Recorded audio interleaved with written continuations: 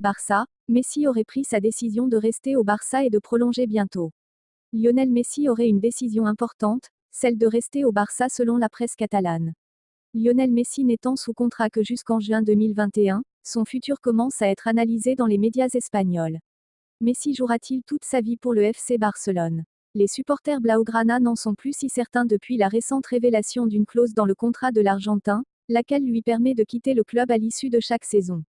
Secrétaire technique du FC Barcelone, Eric Abidal a récemment fourni une interview à Mundo Deportivo évoquant le futur de Messi. On parle déjà, je ne sais pas si nous aurons des nouvelles bientôt, parce que la décision dépendra du joueur et de son entourage.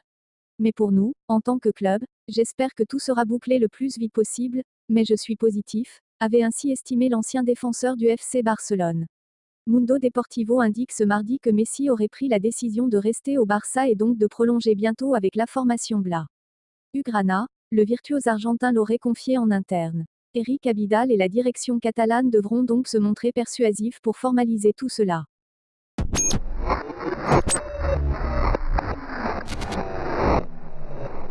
Pays de Galles d'abord, ensuite le Golfe, et enfin le Madrid.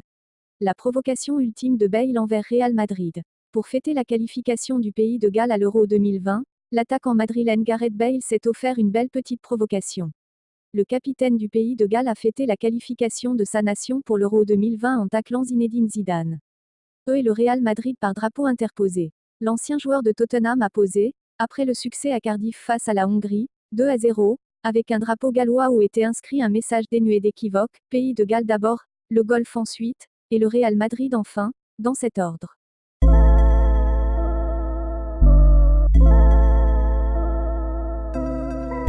Souvent tancé par la presse madrilène pour sa passion pour le golf, Bale, surnommé le golfeur par le vestiaire du Real à en croire les médias ibériques, s'est offert une petite revanche.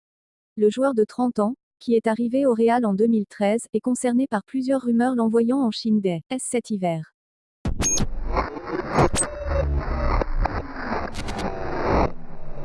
Le Barça dépasse le Real Madrid au classement des clubs les plus riches. La revue économique, en partenariat avec le cabinet Deloitte, a dévoilé sa liste des clubs les plus riches de la planète. Pour la première fois, le Barça dépasse le Real Madrid en 2019. Les statistiques définissent les plus grands clubs du monde, 4 d'entre eux se battent chaque année pour être le club le plus riche de la revue Forbes qui se réfère aux entrées d'argent. Le Real Madrid de Florentino Pérez était toujours ou presque premier dans ce classement ces dernières années. Mais, le travail économique de la direction de Barcelone offre cette année une exception. On le voit bien dans les données fournies par le cabinet Deloitte. Pour la première fois, les Blaugrana deviennent le club avec le plus d'entrées d'argent du monde, avec près de 852 millions d'euros. Soit 162 de plus que l'année 2018. Le club catalan a d'ailleurs pour projet d'atteindre les 1 milliard d'entrées. Le Real occupe la seconde place avec 757 millions, soit 6 de plus que l'an passé indicasse. Il ne faut cependant pas oublier que le Real est bien meilleur sur de nombreux aspects économiques. Le bénéfice net du club madrilène est donc bien supérieur à celui de son adversaire catalan avec 124 mètres. Lyon contre seulement 72. Enfin, Barcelone a une dette de 217 millions quand le Real Madrid n'est qu'à 24. Derrière les deux géants espagnols, on retrouve Manchester United avec 732 millions et le Bayern Munich, avec 652 millions.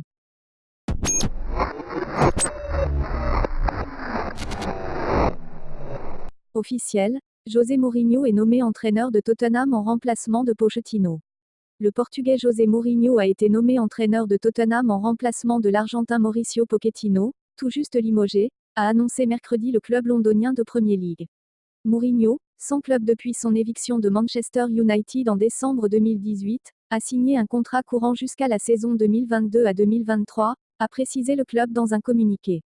Mourinho a entraîné parmi les plus prestigieux clubs européens, le FC Porto au Portugal 2002 à 2004, l'Inter Milan en Italie 208-2010, le Real Madrid en Espagne 2010 à 2013, et Chelsea 2004 à 2007, 2013 à 2015, puis Manchester United 2016 à 2019 en Angleterre. Il a remporté le titre de champion dans chacun de ces 4 championnats. Il est par ailleurs l'un des 3 seuls managers à avoir remporté la Ligue des Champions 2 fois. Avec 2 clubs différents, le FC Porto en 2004 et l'Inter Milan en 2010. Il a également été 3 fois champion de Première Ligue avec Chelsea en 2005, 2006 et 2015. En José, nous avons l'un des entraîneurs les plus performants du football, s'est réjoui le président de Tottenham, Daniel Levy. Il a beaucoup d'expérience, c'est un grand tacticien et sait inspirer les équipes. Il a remporté des honneurs dans tous les clubs qu'il a entraînés, a-t-il relevé, cité dans le même communiqué. L'Argentin Mauricio Pochettino, qui avait pourtant conduit les Spurs à la finale de la Ligue des Champions l'an passé, a été limogé sans ménagement alors que le club occupe la 14e du championnat d'Angleterre.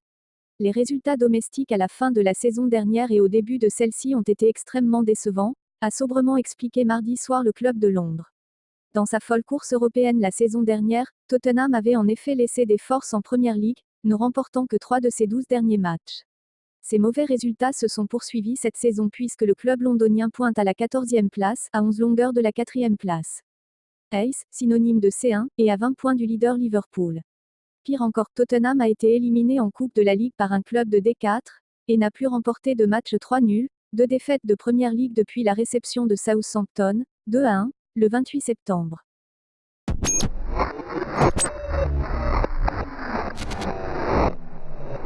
Qualification Euro 2020, on connaît les 20 nations qui participeront au tournoi. Les éliminatoires de l'Euro 2020 touchent à leur fin et on connaît désormais les 20 nations qui participeront au tournoi, en attendant les 4 dernières sélections qui devront passer par les barrages. Groupe C. Si les Bleus et leurs supporters espéraient ce soir une défaite de l'Allemagne face à l'Irlande du Nord, c'est raté. La Mannschaft s'est imposée 6-1. Bien que les Pays-Bas soient aussi victorieux, 5-0 contre l'Estonie, l'Allemagne termine première du groupe et condamne ainsi la France. Au chapeau 2, groupe E. C'est dans le groupe E que le dernier ticket pour l'Euro se jouait ce soir. En effet, la Hongrie, le Pays de Galles et la Slovaquie étaient à la lutte pour la deuxième place du groupe. C'est finalement les Gallois qui décrochent le Graal en s'imposant 2-0 contre la Hongrie. Les deux malheureux de la soirée disputeront tout de même les barrages. Groupe G. La Pologne en tête du groupe a vaincu 3-2 la Slovénie qui termine ainsi à la dernière place. La Macédoine du Nord victorieuse d'Israël, 1-0, était déjà qualifiée pour les barrages via la Ligue des Nations. Enfin, malgré sa défaite, 1-0 contre la Lettonie, l'Autriche conserve sa deuxième place. Groupe I. Un sans faute pour la Belgique qui s'est imposée 6-1 face à Chypre. Une campagne internationale remarquable pour les Belges qui ont inscrit 10 buts lors de ces deux rencontres. Les Russes connaissent également le succès, deuxième du groupe ils ont étrillé Saint-Marin 5-0. En s'imposant 3-1, l'Écosse conserve sa troisième place mais était de toute façon déjà assurée de disputer les barrages grâce à la Ligue des Nations. 4 autres nations se qualifieront en mars prochain.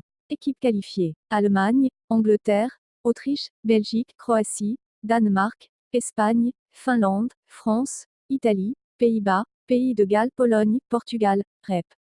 Tchèque, Russie, Suède, Suisse, Turquie, Ukraine. Voilà, c'est tout pour ce journal. Merci à vous tous qui m'ont suivi et je vous demande humblement de vous abonner pour suivre chaque jour toute l'actualité du football mondial. Merci et à demain pour un autre journal et n'oubliez pas surtout de vous abonner, je vous aime tous.